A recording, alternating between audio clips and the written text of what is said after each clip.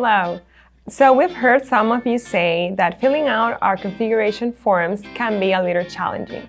We want you to use this resource because it is the best way for you to get the unit that you need for your specific application. Today we're going to be giving you a few quick tips on how to fill out the XPRD configuration form.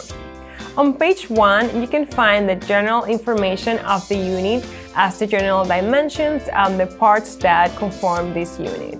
On page 2, you will see all the options that we have to configure our XPRDs. First, you will specify what is it that you need. Do you want the XPRD only, the switch only, or both? After that, you will specify what pressure you want for your XPRD. Is it 20 psi? Is it 10 psi? We have many options for you. You will also choose whether you want a semaphore to be included or not, and if you want it, what material do you want this to be. Below this, you can find our special options section. Do you want to add a screen to your XPRD, or is it anything else that we should add?